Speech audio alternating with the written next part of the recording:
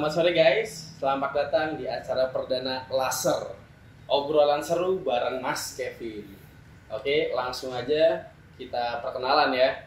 Jadi saya hari ini mengundang dua narasumber dari pengusaha muda Semarang. Masih muda, ganteng-ganteng, habis itu udah punya usaha. Nah, usahanya ini namanya nih Fast Clean nih.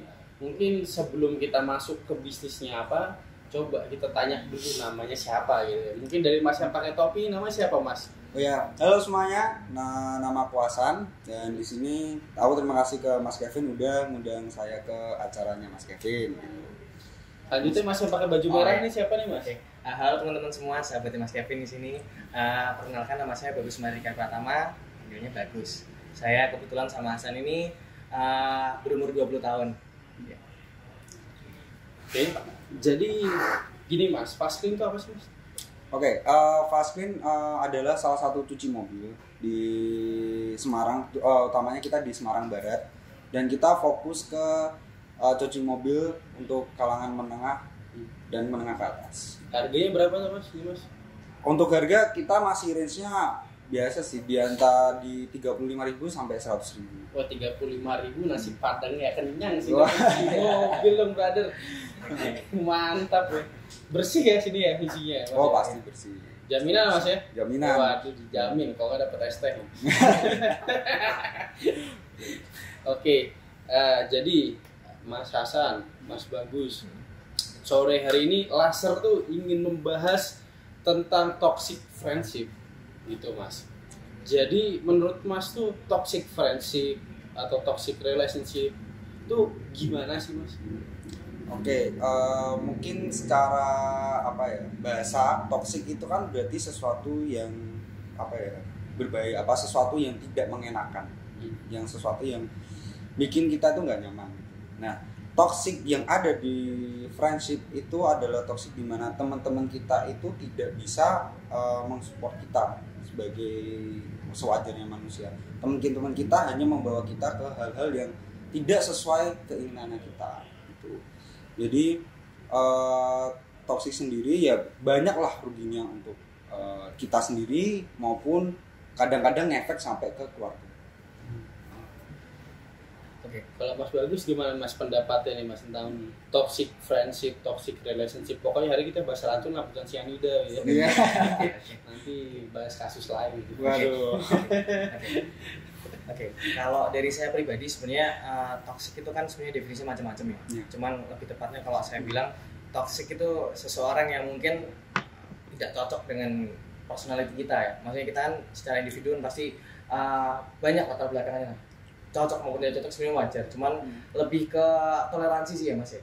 Karena kita semua pasti punya toleransi tertentu, level di mana kita nggak bisa mentoleransi sikap teman-teman kita itu, baik itu ya macam-macam lah halnya, itu yang saya bilang toksik.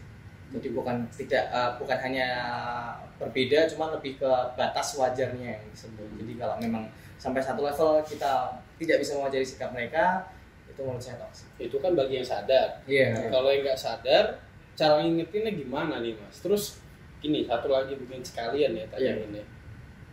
Cara ngelepas toxic friendship, toxic relationship tuh gimana sih? Gitu. Mungkin kan biar sharing-sharing aja ya, biar pemirsa mungkin biar nambah wawasannya apa itu toxic friendship, gimana cara melepasnya gitu ya. Oke, kalau dari saya pribadi sebenarnya cara tahu itu toxic atau enggak sebenarnya kita semua pasti punya borderline masing-masing lah. Kita ada batas toleransi tertentu seperti yang tadi saya bilang. Dan untuk menghadapinya atau menanggulanginya, mengatasi toxic friendship tersebut sebenarnya kita butuhin sebenarnya enggak macam-macam ya, enggak muluk-muluk. Satu prinsip. Jadi kalau saya pribadi, saya secara personal punya prinsip di mana ada batas wajar tertentu di mana saya bisa memperlakukan teman-teman saya.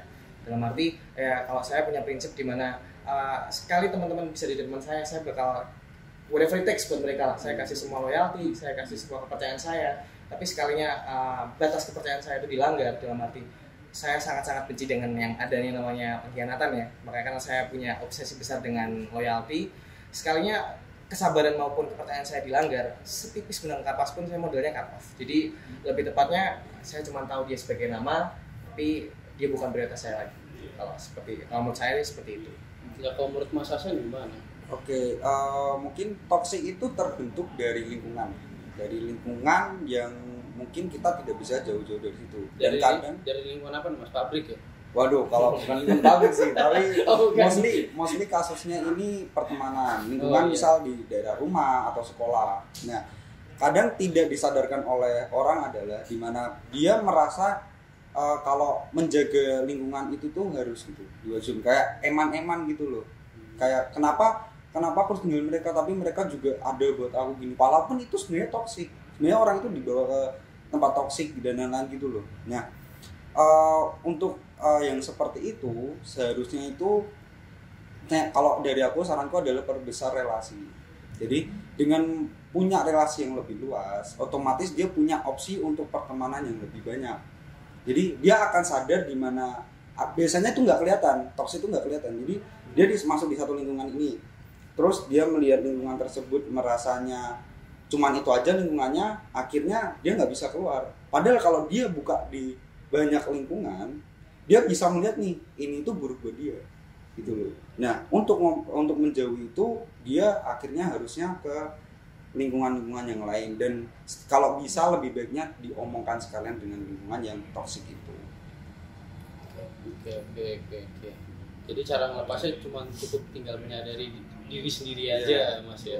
Ya itu dia Mas, yang agak sulit ya mungkin buat sebagian orang kecil orang gitu kan. Saya nggak ngomong semua orang ya. Mungkin kayak Mas ya kan bisa sadar gitu kan. Ya saya pribadi juga memang beberapa kali saya ada pengalaman tentang toxic friendship gitu kan. Saya punya teman, saya pikir oh mungkin saya kok ngasih dia kesempatan bisa berubah. Ternyata kan nggak semua orang bisa memang sejalan ya Mas ya. Memang kita harus cut off. Tapi di sisi lain menurut saya ya sebagai manusia kita tuh harus saling tolong menolong. Iya. Mungkin pemirsa kesannya kalau omongan saya kayak bullshit gitu. Cuman ya memang mau gimana lagi gitu kan. Manusia itu adalah zoon politikun di IPS diajarin. Iya. Manusia itu makhluk sosial. Kita nggak bisa tutup mata kalau kita tuh butuh orang lain buat berkembang. Iya nggak Mas? Betul, setuju. Sekarang kita masuk ke yang lebih menjurus lagi nih. Toxic circle. Ini kan berarti kan bukan 1-2 orang lagi, tapi suatu kumpulan Mas. Jadi kok menurut Mas nih gimana sih cara mendeteksi ini kok kumpulannya toxic gitu? Balik lagi ya, circle toxic itu ya emang dari lingkungan itu sendiri sih. Karena kita juga misal udah masuk ke lingkungan yang toksik, kita akan sadar pada saat kita udah merasa gak nyaman. Kalau awal-awal mah nggak sadar, Evan aja. Tapi kalau udah sadar ya akan kita tahu tuh kalau kita itu masuk lingkungan toksik atau enggak. Mas Bagus gimana nih Mas pendapat ini Mas? Oke. Ya sebenarnya saya ada macam-macam pendapat ya Mas ya. Cuman saya simpulkan jadi satu aja. Saya simpulkan seperti ini Mas. Jadi saya mengutip perkataannya Mas Hasan tadi, saya sangat setuju bahwa kita harus memperluas relasi teman-teman. Kenapa? Karena pada dasarnya entah teman-teman semua ngalamin apa enggak, cuman saya sudah sampai di satu level di mana saya sadar dulu dan sekarang beda. Dulu di mana saya yakin semua orang bisa jadi teman saya, semuanya satu tujuan dengan saya. Di kondisi pendewasaan saya saat ini, saya menyadari bahwa tidak semua akan sejalan dengan saya. Tidak semua akan setuju dengan semua perkataan saya. Itulah pentingnya kenapa kita harus mencari relasi yang banyak. Dalam arti bukannya menghindari mereka yang tidak sepemahaman sama kita, tapi lebih tepatnya kayak kita menentukan sendiri lingkungan mana yang membawa kita ke arah yang lebih baik. Dalam arti lebih mensupport kita ke arah yang lebih baik. Kurang lebih seperti itu. Jadi kalau saya pribadi memang sudah sampai satu titik di mana jenuh Mas Kevin. Saya paham betul akan ya tidak semua akan setuju dengan saya dan tapi di lain sisi juga akan ada yang setuju dengan saya. Jadi daripada saya ribet harus mikirin siapa yang nggak setuju dengan saya, lebih saya konsentrasikan ke orang-orang yang masih mendukung saya, orang-orang yang masih percaya dengan saya ikuti jalan mereka. Karena di situ timbulnya lawan katanya toxic, apa itu? Healthy yang membawa kita ke arah yang lebih baik. Itu menurut saya penawar toxic itu sebenarnya gitu. Dimana kita healthy, kita lebih bahagia ya Mas. Kurang lebih seperti itu sih. Yang penting pertama happy. Iya. Yang kedua hindarin toksik. Tapi kalau misalkan kita tahu teman-teman kita toksik, ya dikasih penawar dong masa kita. Iya. Nggak mungkin kan Jangan jadi SJW. Lu gimana mas? Bukannya saya jelekin. Saya nggak mau jelekin tuh. Angkat tangan nih.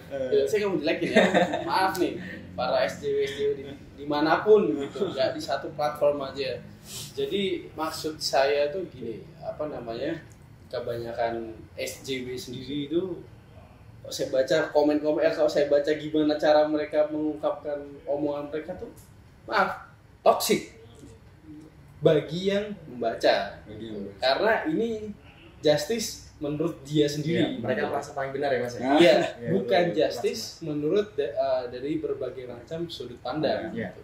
Sebenarnya kan kalau kita ngomongin justice dan toxic ini kan kayak saling nyambung gitu kayaknya, kayak kereta gitu. Depannya justice, belakangnya toxic gitu. Justice toxic. Enggak bercanda. Jadi ya gitu, apa namanya? Kalau menurut Mas tuh gimana? Kalau komen-komen yang seperti itu tuh gimana gitu? Mungkin bagus. Oke, Mas berarti bagus ya. Untuk SJW ya memang terus terang sih mas ya, saya memang kalau di sosial media sebenarnya kurang into ke bagian yang ya mas tahu kan debat kusir dan lain-lain akan suatu hal ataupun apa ada apa yang trending sebenarnya terus terang kalau boleh jujur saya nggak begitu mengikutin karena memang pada dasarnya kalau kita mengikuti ego masing-masing kita nggak bisa maksain semua orang buat satu pendapat dengan kita gimana, nah itu problematikanya sebenarnya di sana. Jadi kalau saya pribadi lebih tepatnya daripada saya sibuk ngatain orang lain di sana lebih baik saya muhasabah diri. Kemudian ya memang kalau memang ada beberapa pernyataan dari mereka memang bisa bikin saya biar lebih grow, biar saya lebih baik, saya terima. Cuman ya itu ambil baiknya buang buruknya aja. Tapi kalau saya mau nanya, saya masih penasaran jujur kebanyakan SJW itu sebenarnya pakai akun anonim atau pakai akun mereka yang asli? Biasanya anonim mas. Oh biasa asli. Ya. Debat kusir kan mas, mereka cuma berani di belakang aja sebenarnya. Oh berarti mereka bukan social justice warrior. Iya. Anonymous social warrior. Benar sekali mas. Itu berarti nggak ada justice-nya dong di sana karena harus mengungkapkan jati diri dong. Kalau untuk membahas tentang keadilan ya. Serius, setuju. Itu kenapa saya kurang berkecimpung ya di lingkungan seperti itu karena memang pada dasarnya kalau memang kita ada dua pendapat yang berbeda, saya lebih nyaman buat langsung ngobrol face to face. Jadi katakanlah kalau memang dia berkenan buat sharing adu argumentasi maupun berdiskusi sama-sama lebih baik. Langsung gini kan lebih enak kan mas, kita kan ngobrol. Iya. Jadi lebih banyak yang masuk daripada kita ngobrol yang asal, nyakitin hati banyak orang gitu kan ya. Anonim lagi. Toxic gitu. Mau gimana lagi gitu. Tapi sekali lagi kami di sini bukan bermaksud menyinggung teman-teman. Ya ada benernya kita mensupport untuk suatu kaus. Tapi lebih baik lagi kalau cara itu pendapat itu tidak memaksa.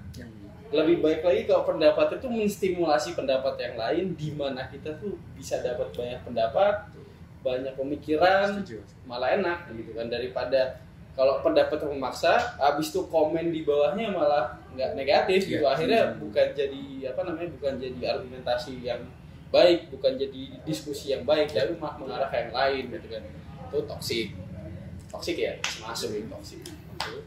Gitu. Terus ya mungkin gimana nih sarannya nih buat teman-teman?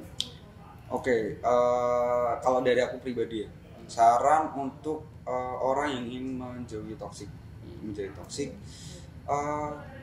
jangan sampai gabut lah. Kenapa jangan sampai gabut? Buatlah usaha, buatlah relasi yang banyak, buatlah sesuatu yang kamu akhirnya kamu tuh diri kita sendiri tuh bisa lihat nih, apakah teman-teman kita itu bisa mensupport kita atau hanya mereka cuma menghancurkan usaha kita, menghancurkan kita mau berjalan ke depan, dia cuma mau ngancurin aja atau dia mau ikut mensupport, itu akan kelihatan langsung. Jadi untuk yang belum tahu cara bedain toksik atau enggak, bisa dengan cara seperti itu, dengan kalian buka sesuatu, kalian mencoba hal yang baru, dan hal yang baru itu bagus, terus menurut kalian bagus itu ya, terus disupport sama temenmu, itu berarti temenmu emang healthy gitu. Cuman kalau mereka malah mencoba menjatuhkanmu, nggak nge-support, malah ngajak kemana biar usaha kalian itu atau jeripayah kalian itu biar rusak, ya itu udah kelihatan toksik gitu. Ya. jangan sampai gabut lah. Kalau Mas Bagus nih apa nih pesan-pesannya? Kalau dari saya pribadi ya buat teman-teman semua, just be whatever you want, just do whatever fucking you want, and do whatever things you want else want to be. Jadi nggak perlu apa ya, jadi orang lain tuh berat guys, serius. Itu kayak ya itu pengalaman yang saya rasain Desan ya. Jadi jadi diri sendiri aja. Nanti kamu bisa lihat teman-teman kamu mana yang masih support kamu, mana teman-teman kamu yang ninggalin kamu. Nggak ada ruginya kok kehilangan teman-teman yang nggak bisa support kamu. Masih kamu punya teman-teman yang support kamu. Itu aja sih. Oke, sekian untuk acara laser hari ini. Terima kasih sudah menonton. Jika suka, klik like dan subscribe. Ya.